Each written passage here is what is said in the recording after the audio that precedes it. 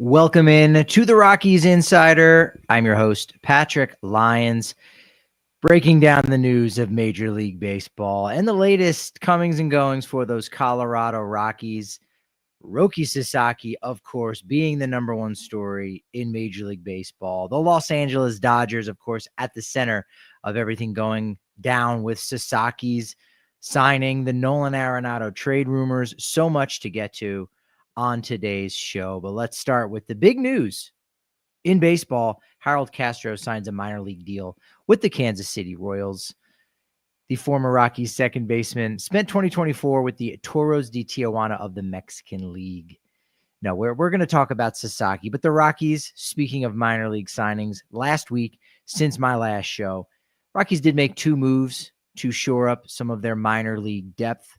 Former big leaguers, current big leaguers that spent some time in the majors in 2024. First base DH Keston Hiura, former second base prospect for the Milwaukee Brewers. Somewhat of a butcher over at second base. Not sure if the Rockies will utilize him in this capacity, but I think the more interesting signing that it creates somewhat of a what if scenario for the Rockies is Nick Martini, outfielder who signed a minor league deal with Colorado. Both those players will be in camp during spring training as they have received major league invites. And as Renee Deckert from Purple Row, a couple other websites, Just Baseball, and Pitcher List. That was the one I was coming to mind. But she actually has a newsletter. It's really great. Check it out. It's called Rockies Pitch. She said that Nick Martini has a bit of a Jake Cave feel to him, and that might be troubling to some fans who, despite the fact that, Jake Cave kind of became a fan favorite halfway through the season because of what happened during that Dodgers game where they walked it off on what was supposed to be a check swing. They didn't walk it off, but they ultimately tied it when it was one pitch away from being over, from being a Rockies victory. Jake Cave, a man of the people, he was great. He provided a lot of good memories. I think fans definitely warmed up to him, but the simple fact that he was on this team in 2024 and was getting playing time over a lot of young players, a lot of kids that had yet to even make their major league debut, that was a bit troubling to say, we're going to let the kids play, but not all of the kids. And with little benefit, at least on field, for playing some of these older, more veteran types, because they might be a little bit more consistent. Again, they're going to lead in the clubhouse, of course, but those contributions from those veteran players certainly did not impact the win-loss record. So Nick Martini, a guy who, when healthy over the last 2 years, has been really good from the left-hand side. He might just be depth piece. He might just be a depth piece for the Albuquerque Isotopes. And you think, okay, well, again, maybe both of these players are veteran depth pieces for AAA, but maybe not. Right now, you would probably pencil in Yanquiel Fernandez and Zach Veen in both your corners down in Albuquerque. Sterling Thompson is going to spend some time there. You got to think Benny Montgomery is going to play his way out of AA at some point in the first half. So is Nick Martini for the minor league roster in AAA for the Isotopes, or is he going to be utilized more on the major league side of things? We will find out as soon as less than a month from now when I'm down in spring training at Salt River Fields in Scottsdale, Arizona. Roki Sasaki, let's get to it. He made his choice. We found out on Wednesday it was down to 3, the Toronto Blue Jays, the San Diego Padres, and of course, the Los Angeles Dodgers, where so many people already assumed he was going. Well, sure enough, we got the news. Friday evening, Sasaki did choose the Los Angeles Dodgers, signs a $6.5 million deal, or rather gets a $6.5 million international signing bonus. Sasaki, not a true free agent in the same capacity as a Yoshinobu Yamamoto, who is 25 years old or older. He was 25 on the nose, Yamamoto, but Sasaki being younger than 25, he's subject to international bonus pool money. So he's in that group. The Dodgers were able to up their total. They were at around 5.1 million, along with the Giants, the two lowest teams in terms of bonus pool money. But They acquire about $1 million from the Phillies. They gave up their 4th-round pick from 2023 outfielder Dylan Campbell. They also acquire about $1.5 million from the Cincinnati Reds. Dodgers give up Arnaldo Lantigua, who received a $700,000 signing bonus in 2023. So he is yet to play stateside, only in the Dominican Summer League.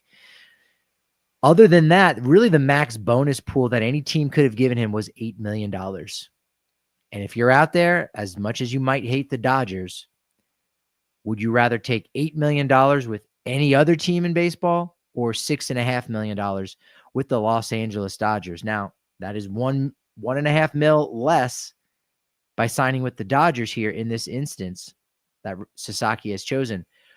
But how much more money is he going to make being in that Los Angeles market and the connection, obviously, that has with the Japanese players that are already there, Yoshinobu Yamamoto and Shohei Ohtani? What kind of advertising revenue can you bring in as an individual player and sponsorship deals that Los Angeles affords you, whereas other places cannot? So you're going to make that money back up pretty quickly. And considering the fact that since Sasaki is still a prospect right now, he's yet to make his debut and will need 6 years of service time before reaching free agency. That means he's also going to go through the arbitration process, just like Shohei Ohtani did when he first signed in 2018, when he finally started to get arbitration eligible in 2021. So the better you perform, the more money you're going to make. And more likely than not, the Dodgers are going to help you become that best version of yourself. So $8 million was about the most a team could have spent. Now, Toronto, I think their number ended up getting over $8 million because they also acquired some international bonus pool money. We saw teams doing this back at the end of 2017 when Ohtani came over in order to entice him and make that offer that much more. But Toronto, who's always the bridesmaid, never the bride, they ended up acquiring $2 million in bonus pool money from the Cleveland Guardians. Now, they're going to send the Guardians a player to be named later or some cash. In other words, not much.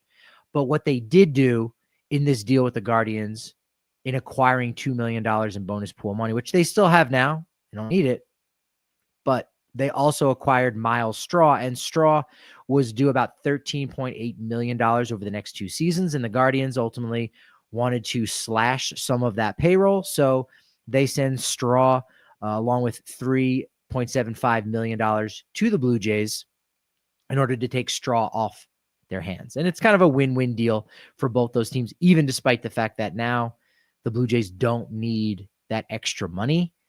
Dalton Varsho is not going to be ready to open the season, the Gold Glove Award-winning center fielder. So now Straw, you can put him in there. Great defender, already has a Gold Glove in his cabinet. He's a great defender. So this now becomes the second trade that the Blue Jays and Guardians link up with.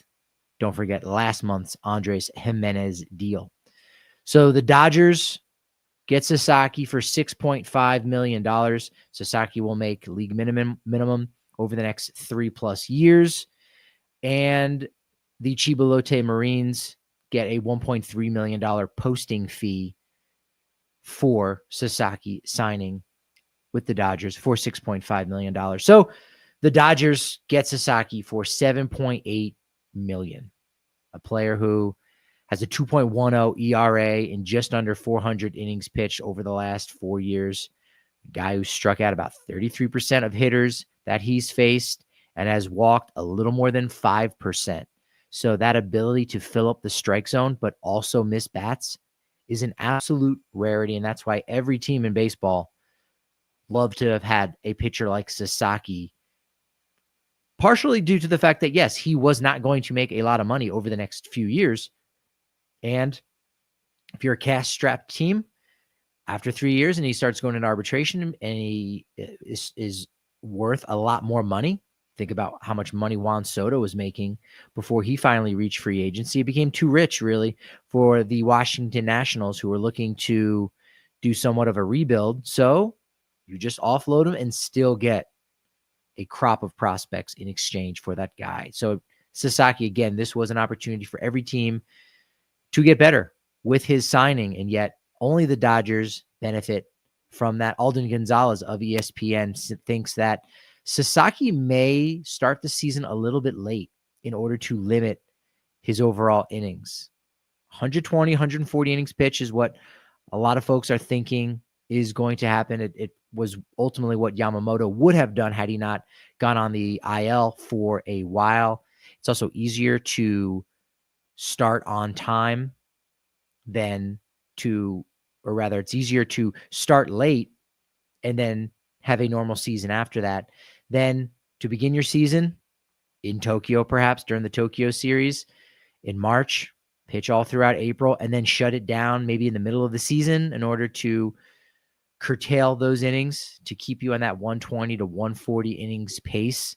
So not really sure how the Dodgers are going to do that, because if Sasaki is not on the major league roster, then he will not be getting service time, which means he would potentially be with the Dodgers for a 7th season. That was something that was discussed with Paul Skeens, the fact that he was called up at a point so late in the season that it would not have given him a full year of service time. And so if you basically have 5.999 years of service time, you don't have 6. And so you have to stick around for 1 more year. Service time is actually calculated in days on the big league roster. So could they put him on the 60-day IL to begin the year, and therefore he would get service time? It's not entirely clear how they're going to do that, but we'll certainly find out in spring, in about a month from now. One of the things that came out with the whole Sasaki saga is the fact that he gave homework to all of the teams that he was having sit-down meetings with to find out not what kind of facility you have, what's the spring training situation like, how passionate are the fans, what are my teammates going to be like. Sure, it'd be great hearing from them and what their experiences are like, but I want to know how you're going to help me get better, because I hope to be a free agent in 6 years' time, and I want to make the most money possible. And I can only do that if the team that I play for is giving me that much support. So he asked teams that he met with, why did my fastball velocity dip in 2024? Now, first, he did get answers from all of these teams, but the first takeaway from this is there are a lot of teams that had a meeting with Sasaki that are not happy right now because they just gave away a lot of proprietary information to a player who is not going to be playing with them. They said, okay, here's what we would do. Here's what we noticed. Here's how you can get better. And now Sasaki can take that information, get better, and that team does not benefit one bit. In fact, it should be noted that Major League Baseball conducted an investigation before Sasaki was officially posted on December 10th. The probe was ultimately not looking at Sasaki, but his team, the Chiba Lotte Marines, because as I said before, the Dodgers are paying Chiba Lotte something like $1.3 million as a posting fee. By comparison, when Yamamoto was posted last offseason, his $325 million deal netted his team in Japan $50 million. That was because he was going to make $325 million. So the team got 50. But because Sasaki was going to be making so little, $10 million, that meant his team, the Marines, were not going to be receiving very much from whatever club signed him here in MLB. So there was some thought that, well, maybe they're going to get compensated a completely different way. You're going to have to get a little bit creative, perhaps. But that probe ultimately did not turn up anything. And the second thing I thought of when word got out that Sasaki's homework to these clubs that talked with him, why did my fastball velocity dip in 24, was, could the Rockies answer that? Could the Colorado Rockies have given him a good answer as to why his fastball velocity had dipped? What could he do to make it that much better? I think it's possible. I think it's possible they would have had an answer. Would it be as good as teams that invest a lot more into analytics? You have to think not. With not having any scouts over in Japan, again, they've got They've got resources to know what is going on in NPB and KBO, but without any scouts, with any direct one-to-one contact with Sasaki's camp, I'm talking about in the past at least, or the team or league officials, it does make it a little bit harder to know, what happened last year, why there was that reduction in fastball velocity. So that makes it that much harder for a team like the Rockies to get better and to acquire players like that. And I think it's important that the Rockies are able to acquire these kind of top players and give them that kind of information, because players want and need support from their team. They want support in that way. And analytics can be a huge part of it. There's a lot of guys that don't necessarily want to know a lot about analytics. I think that's changed over the last few years. But for those guys that are reticent about listening to it, there's that many more that would love that information to get that much more better and know, hey, what are some of my weaknesses? I know what my strengths are, but what are my weaknesses? How can I get that much better? That becomes a little bit tricky. Mr. Classic over on YouTube, thanks for reaching out again. Whether you're listening to this as a podcast or you're joining the show later after the fact, you can do exactly that. Enjoy the show after the fact and leave a comment. I see those. I comment on those. Can I start a nice conversation? But Mr. Classic saying, I feel for Rockies fans. Rockies got to start moving. And yeah, that is a big piece right there that a lot of Rockies fans and fans of other teams, they're very upset. How can you compete with the Dodgers and their payroll? $70 million more than the next most spending team. That makes things all the more complicated. Now, thankfully, there are 6 teams that make the postseason from each league, 12 teams in total. So you don't need to win your division. So that is the nice thing. You almost just have to treat the Dodgers as they are just some other team that's a lock for one of those 6 spots in the National League. You can still make the playoffs as a wild card. And once the playoffs start, it is a crapshoot. It's just a crapshoot. It's just a whole new season. Anything can happen. Just get to the postseason. Be one of the best 6. And because of the Dodgers, of course, that does mean be one of the best 5 teams in the National League. And when you throw that kind of mathematics out there, it makes it a little bit easier for some of those middle market clubs to say, you know what, there's a possibility that we can do this. That if, also like in the chat, if we can build up our farm system enough and time it so that all those guys get to the majors at the same time, and we can use some of those trade chips in deals for big league talent to improve spots in which we can't improve on our own via free agency, well, then you can contend with a team like the Dodgers. You're not going to be better than them. You are not going to out-Dodger the Dodgers. Nobody can right now in baseball because they do everything well. They do everything great. But all you need to do in any one given season is make the postseason, is make the playoffs. And you've got 5 other slots in which you can do that. Now, it does make it a lot harder for a team like the Rockies when they're in the Dodgers division. That being said, you don't play 19 times a year anymore. That has changed. So now there's more balance in the schedule. Yes, you are at more of a disadvantage than someone like the Cubs, who get to play the Pirates a lot more than the Rockies do. But even still, that is why there are 6 spots in each league. Toronto, as I said, always the bridesmaid, never the bride. Yu Darvish didn't play a pivotal role in this at all for San Diego. Padres have done nothing this offseason, and I sort of think that Preller was waiting for the Sasaki decision before going out and possibly making that Dylan Cease trade or that Luis Ariz trade. Now he can get to that. Got a really good question in the chat I want to talk about. But first, let's look at the Dodgers rotation. Blake Snell, Tyler Glasnow, Yoshinobu Yamamoto, Roki Sasaki, Tony Gonsolin, Dustin May. 6 guys right there, and I still haven't mentioned Shohei Ohtani's name.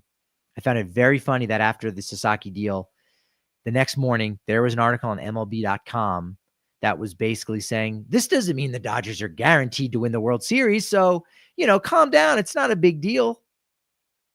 But then maybe it became a slightly bigger deal because then we heard Tanner Scott the next day signs a 4-year, $72 million pact, $18 million annually he's going to receive over the next 4 years. Still not more than what the Rockies paid Wade Davis annually back when he signed that 3-year, $52 million contract ahead of the 2018 season. $20 million signing bonus for Tanner Scott, $20 million deferred. Cubs offer was close, reportedly, to what the Dodgers put out there. But now you've got a dominant bullpen that was able to really elevate the Dodgers.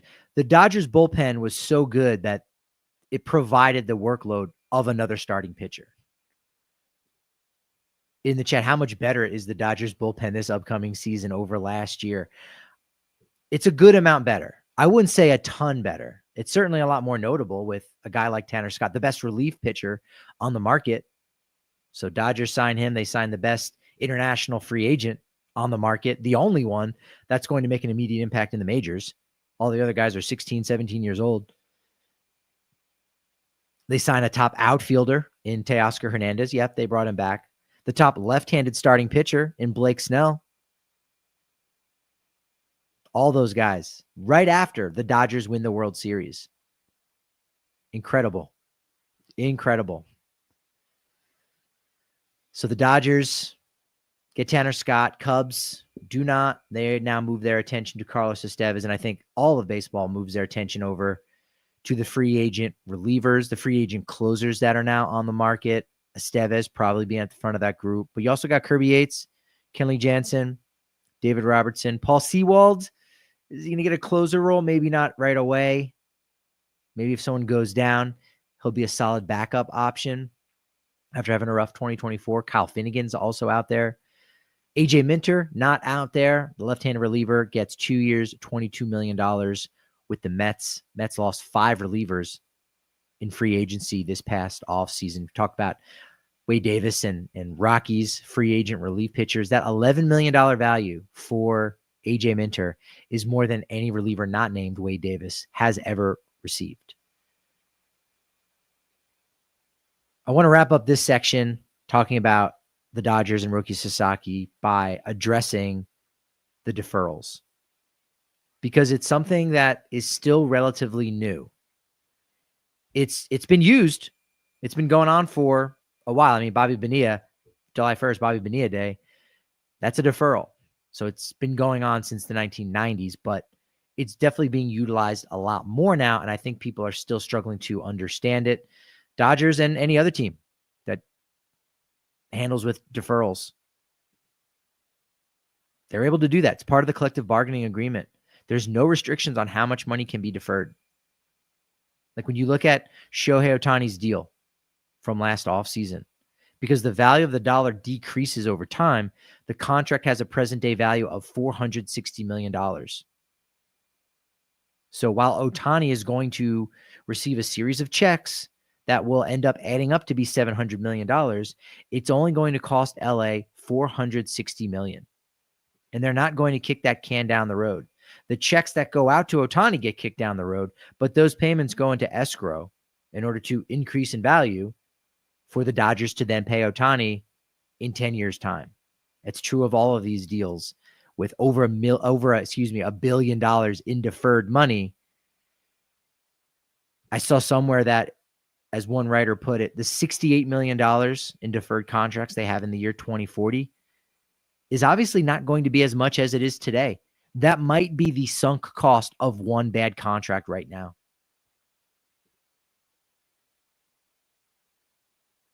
The Rockies are paying Chris Bryant $28 million this year. How much money is that in the year 2040? And the Dodgers are one of those large market teams that if you sign a guy and it doesn't work out, you can eat that. It's not a big deal. So that money that's deferred collectively seems like a lot, but it's not. It's future money. The future money does exist, but not in the same capacity that exists right now. It's just not true. Rockies Insider with me, Patrick Lyons. Thanks for everybody joining me, jumping in the chat right away over on YouTube. Check out the Rockies Insider. Do it on YouTube because TikTok just isn't a thing right now. So I'm not putting videos up there. I'll do the shorts over here on the YouTube side of things. But let's talk a lot more about the Colorado Rockies. And in the chat already, I want to see the Rockies get a good outfielder. They don't need to make a lot of moves. Just one legit outfielder would be phenomenal. And maybe that guy's already on the roster. Nolan Jones is a big player, that finished 4th in National League Rookie of the Year award voting. 20 home runs, 20 stolen bases, 19 outfield assists in 2023. Lest we forget how great Nolan Jones was for 4 months of the season. It's not a full 6-month season, but guess what? There's a lot of other guys who've made a lot more money and have been counted on for a lot more that have had 2 to 3 month seasons. So 4 months of being a superstar, pretty impressive from Nolan Jones. He's got to get back to that. And again, he's going to be very cheap, not even arbitration eligible. Bretton Doyle, can he take another step forward in center? And you've got a slew of outfield prospects that could step in and be that next superstar. So you don't necessarily need to go out and acquire it like the Toronto Blue Jays did on Monday with their signing of Anthony Santander. I want to talk about that in just a moment. But the Rockies and Rockies prospects. It was International Signing Day last week. It's still going on. The period does not end until middle of December of this year. But right at the beginning is where things get started. You sign these players from Latin America. They play summer league ball. And then maybe in a year or two's time, they are a Fresno Grizzly or they're playing for Spokane and they're a top 30 prospect. It's like the MLB draft in many different ways. And Rolando Fernandez, the Rockies vice president of international scouting and player development, is one of the best in the game at doing that. Some of the notable signings for the Rockies on International Signing Day: Wandy Feliz, a 6'3" outfielder, signed for $850,000 out of the Dominican Republic. Certainly a guy that needs to do some work at the plate, but his swing and bat speed suggest he's going to be able to drive the ball. Average runner, average arm. Wandy Feliz, probably more of a corner outfield type. Camuel VR, shortstop, $750,000 out of the Dominican Republic. Left-handed bat, short, direct swing, makes a lot of contact. He's only 6 foot, at least right now, but he does have a lot of power potential. He's a shortstop right now, might end up being better suited for second or third base. Rosniel De Paula, shortstop, $750,000 out of the Dominican Republic. One of the youngest players in the 2025 class, only just turned 16 years old. He's got a compact right-handed swing, really good bat control, aggressive approach. Might end up over at second base, but he's got a good, strong baseball IQ. A lot of this information you can actually find over on a lot of the different social medias. At Rockies Insider is where you can see photographs of these guys wearing their new Rockies uniforms. Pretty cool. Shortstop Sebastian Blanco, signed for $600,000 out of Venezuela. He's got a quick swing, makes a lot of contact, good carry. Also another guy characterized as having a strong baseball IQ. Does have a shot at sticking as a shortstop, and power leaves something to be wanting. So that is an area that could develop over time. One of their most frugal signings, but still quality, is third baseman Larry Suero. Only signed for $425,000 out of the DR, but he ranked as MLB Pipeline's number 34 international prospect. 6'2", left-handed hitting, third baseman, looking like he's going to have a lot of power as he gets older. He is a plus runner. May even end up over at second base. Could be an outfield guy. But that, despite the fact that that was the 4th most costly international signing, that might even be their best. Shout out to Mr. Classic. Appreciate you for the subscription. That really goes a long way. Thank you. Thank you very much. We got a 6'1" right-hander, Kevin Martinez. Good mechanics, control. Again, for a kid who's 16 years old to be throwing 91 miles an hour, that's pretty darn impressive. They also signed for $400,000 out of the Dominican Republic a right-hander, Brian Tubercio, 6'5", 93 miles an hour, kind of got a three-quarter arm slot. He's going to be a high-velocity pitcher, still learning that command, of course, but he's a dude that could end up in the upper 90s when it's all said and done. Probably needs to develop a power slider. But again, it's somewhat of a lottery ticket. So just because you might not invest a ton in a single player doesn't mean they might not end up becoming your best from the international class. Right-hander Melquis Ventura, $350,000 out of the Dominican Republic. Outfielder Ishel Comanencia Martinez, $100,000 out of Curacao. Outfielder Luis Armando Morejon, $250,000 out of Cuba. Righty Luis Santano out of Venezuela. Lefty Victor Castellano out of Venezuela. Catcher Brian Rodriguez, Venezuela. Shortstop Daniel Meza, Venezuela. So international signing period, been good to the Rockies so far. And yes, as in the comments, Rockies Latin Academy paying off pretty well. You're getting your contributors out there. Probably need to have a little bit more superstars to come out of Latin America. Really good article over on Purple Row by Evan Lang, kind of diving into that just a little bit, that quote unquote draft and develop moniker that the Rockies feel that they have. How good have they been? Well, before Ezequiel Tovar might not be where you exactly thought they were in terms of developing international players from Latin America. Go check that article out from Evan Lang on Purple Row. But MLB Pipeline has been releasing their top 10 prospects at each position, and so far it's not looked great for the Rockies. Drew Romo fell out of the top 10. For catchers, Adiel Amador, who I don't even believe he was in the top 10 last year, despite being a fringy top 100 prospect. He's not a top 10 second baseman right now, according to MLB Pipeline. No top 10 first baseman, which isn't really a problem because first base prospects don't really exist. If you go back and look at the top first baseman, not just in Major League history, but even just of recent vintage, so many of them started out elsewhere. So many. Albert Pujols, left field, third base. Freddie Freeman was a third baseman for a period of time. Vladimir Guerrero Jr., third baseman before he eventually moved over to first base. So first base prospects is one of the reasons why a lot of teams will stay away from a high round first baseman who can hit, because there's nowhere else you can go. If you can't play first base, there's nowhere else you can go.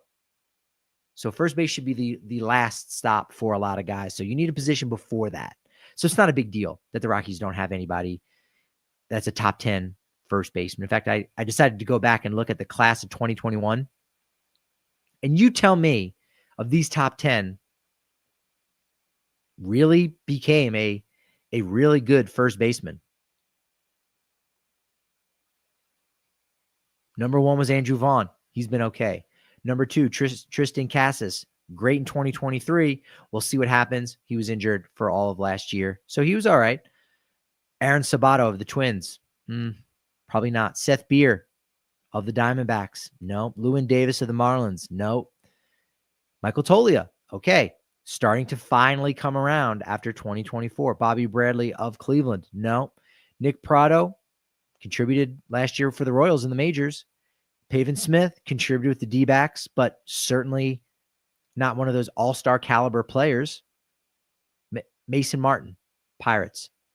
So first base prospects, not much of a thing, to be honest. And look, let's go and look at just 1 year ago or 2 years ago in 2023, the shortstop class of 2023. These guys are all immediately making an impact. Anthony Volpe, Marcelo Mayer, Ellie De La Cruz, Jordan Lawler, Jackson Holliday, Jackson Merrill, Marco Luciano, Ezequiel Tovar, Noelvi Marte, Brooks Lee. So in just 2 years' time, those guys have done a lot more than the 4+ years from the first base prospects. Do you remember when the Rockies had 2 first basemen in the top 10 rankings from MLB Pipeline back in 2023? It was Tolia and Grant Levine. So first base prospects, unfortunately, they just don't make the same impact as those other positions. Third base top 10 was released on Monday. And unfortunately, no Kyle Karros there, the Northwest League MVP, who was absolutely fantastic for Spokane. And I'd love to know if Karros maybe was number 13, just on the outside looking in. 15 homers, 78 RBI, and 123 games played. 311 batting average, 390 on base, 485 slug. There's a reason why he was the Northwest League MVP. So Karros, certainly a guy whose stock is on the rise after 2024, but not quite yet a top 10 third base prospect, according to MLB Pipeline. Speaking of former third baseman prospects, and speaking of the Rockies, Nolan Arenado is still a top priority for the St. Louis Cardinals. Still a top priority for the Cards to be traded. Over the weekend, Cardinals had their winter warm-up event. Rockies is coming up this Saturday. Rockies Fest is going down. So great. It's going to be so great to see all the Rockies fans back in the ballpark, especially after a couple years there where the Rockies were one of only a few teams that didn't have one of these winter warm-ups, these fan fests. It was great that it came back last year. It's great that it's going to be this week. But the president of baseball operations, the Pobo of the Cardinals, John Mozeliak of Boulder, Colorado. Yes, he's from the area. But he did say that trading Arenado remains priorities number 1, 2, and 3. They want to get a deal done. And St. Louis is really in a holding pattern until they can figure out what's going to happen to Arenado. Or really, maybe until the Boston Red Sox figure out what they're going to do with Alex Bregman. Because Boston may be the last opportunity for the Cardinals to offload Arenado. They're trying to slash payroll.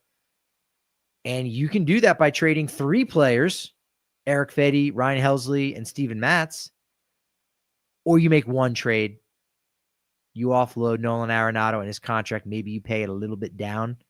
You pay it down just a little bit to the team that acquires him. I think trading 1 is a lot easier than trading 3. And so Boston, Alex Bregman, Scott Boras, they're all entangled right now into trying to figure something out.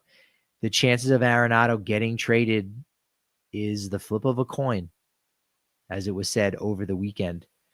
St. Louis still needs to upgrade their bullpen. They need to get a right-handed bat, and they can't do any of that until Arenado is moved. They cannot do that. Let's not forget, too, that Arenado did exercise his full no-trade clause to block a trade to Houston. And I think that really sent a bad signal to a lot of teams out there that were thinking of acquiring him, because now it meant, well, are we going to do all of this work and then be told, no, it's not going to happen. It's going to get blocked. The Rockies have had that reputation. And unfortunately, I think that's one of the reasons why they have difficulty on that trade market, because of situations in the past in which you get down to that 24th hour and the trade ends up getting blocked by someone in the front office or by owner Dick Monfort, as it was reported by Peter Gammons with the Jorge De La Rosa trade back in 2016. So that's unfortunate. That's the reputation I think that the Rockies have. That's the reputation that Nolan Arenado now has.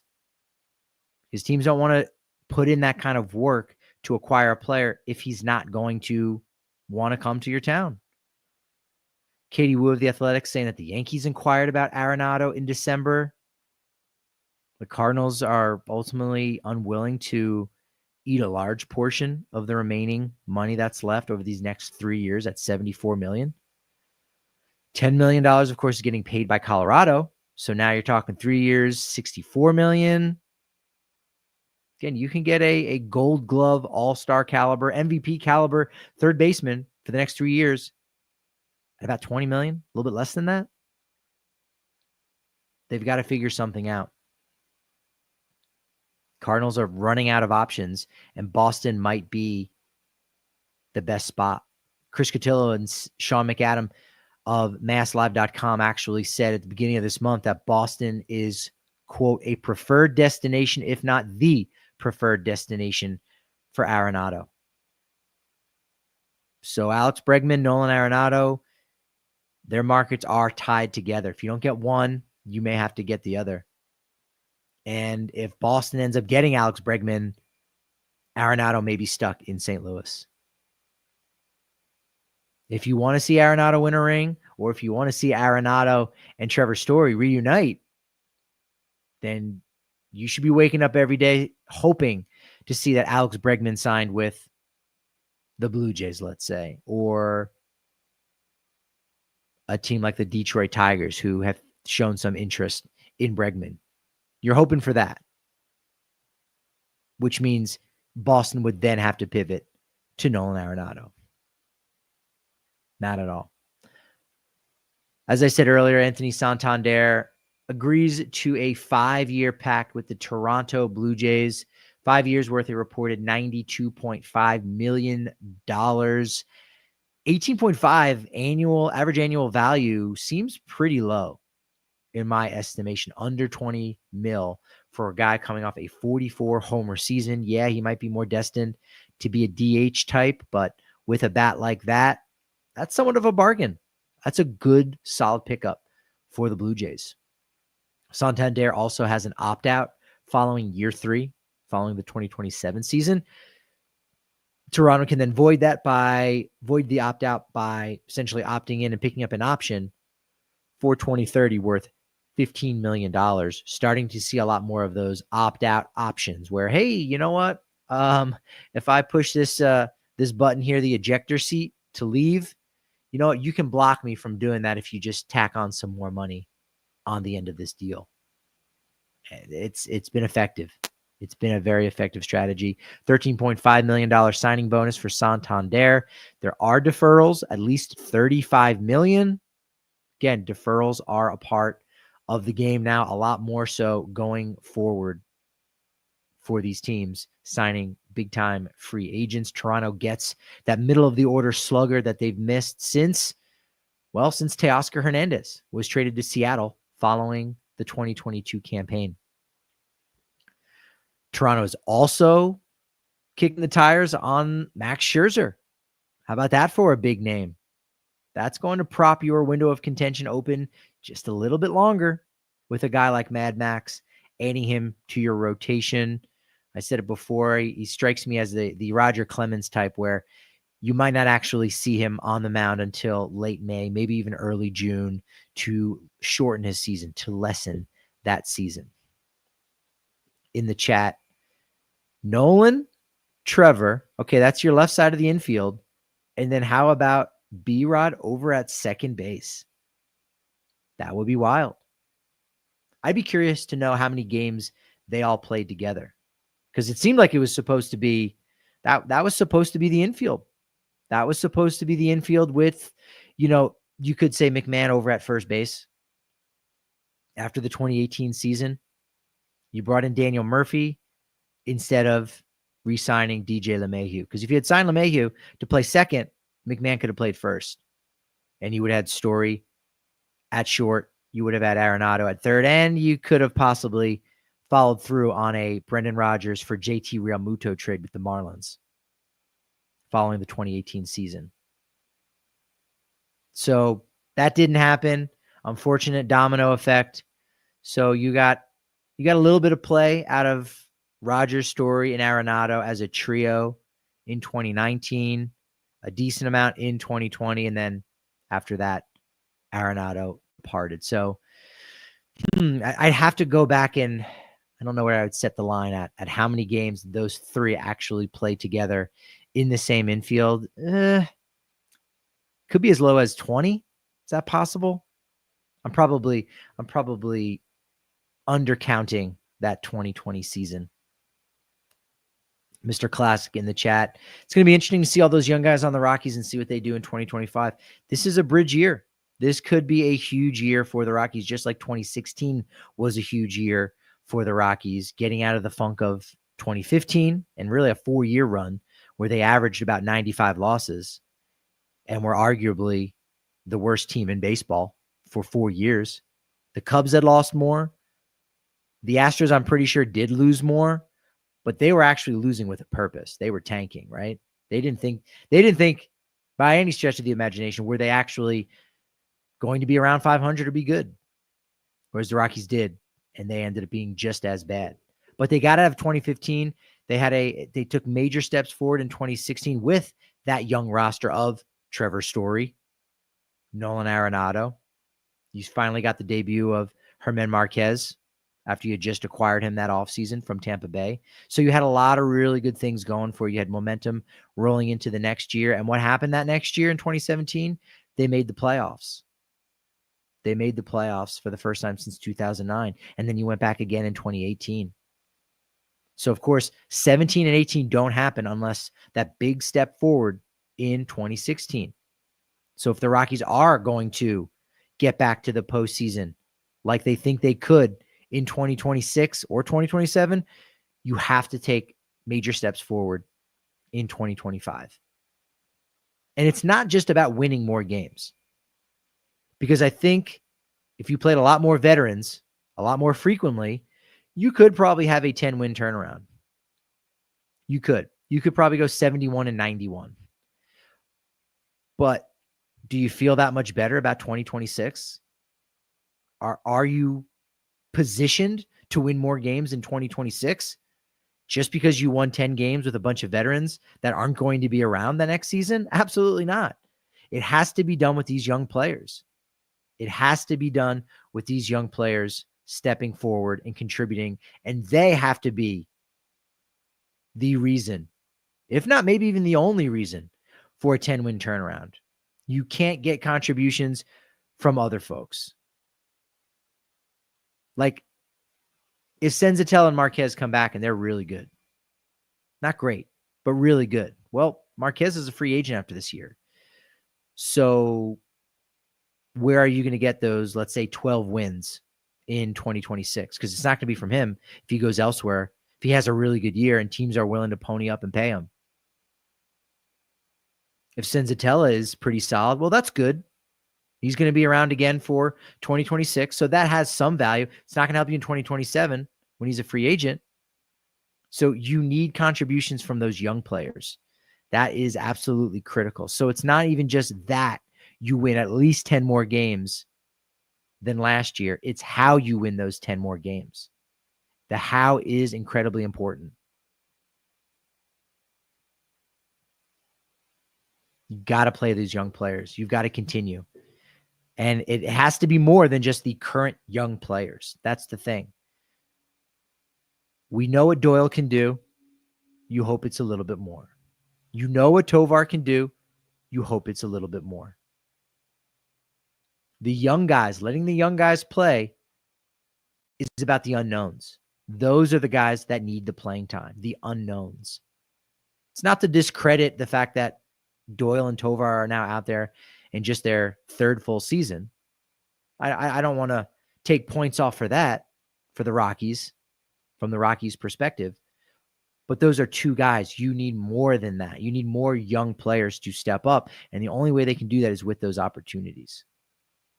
Tolia, go ahead. They figured that out just a little bit.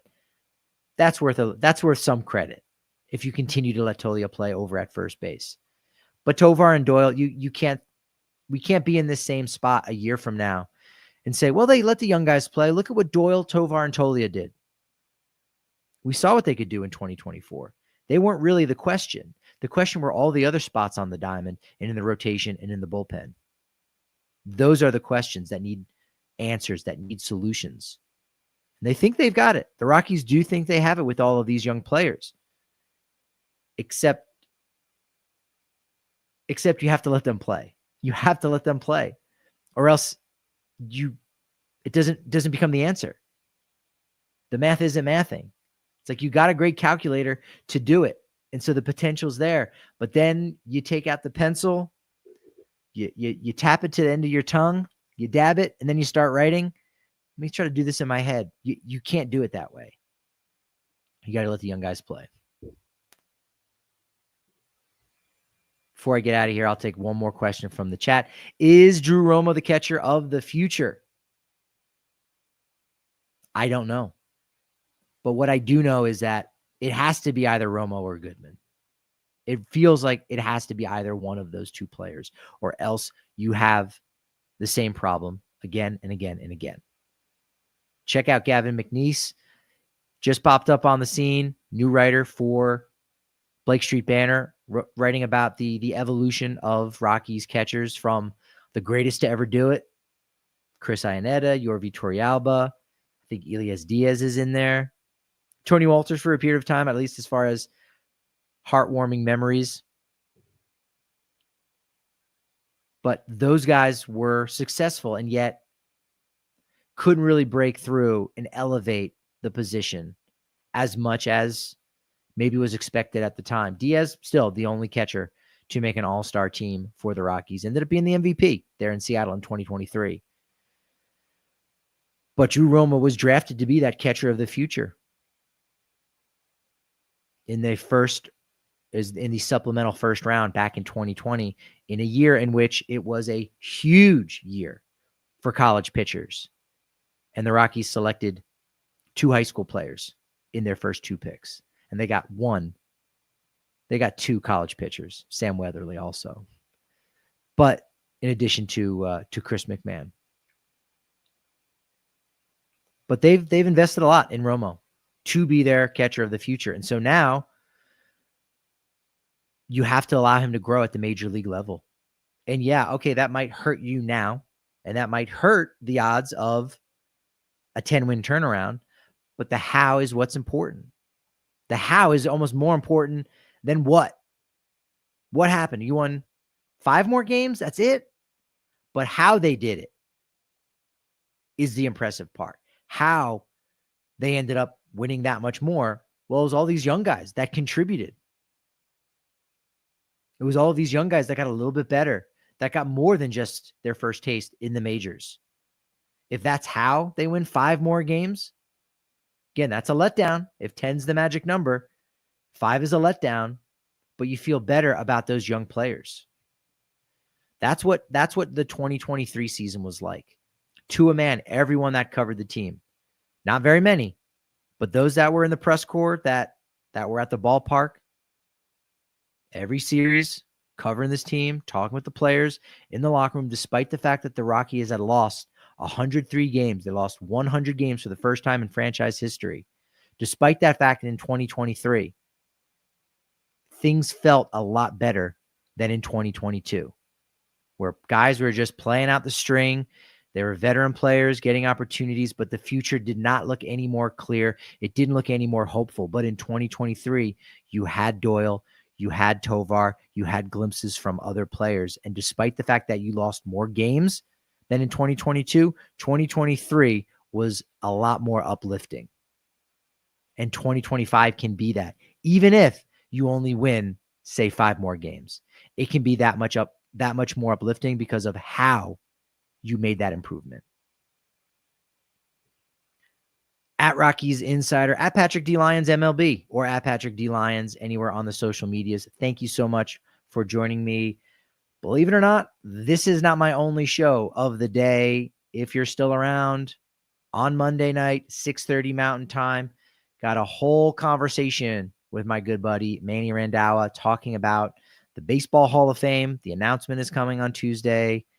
Looking forward to have this chat. We'll try to keep it to an hour, even though he and I, when we get going, it can be like 3 hours in the blink of an eye. So I think you're going to enjoy that conversation in a major way. Swing on by the channel again for that. Appreciate you joining me. Appreciate all the momentum you've given me here. But look, as I like to say, momentum, it's only as good as your next podcast. So I'll talk to you then.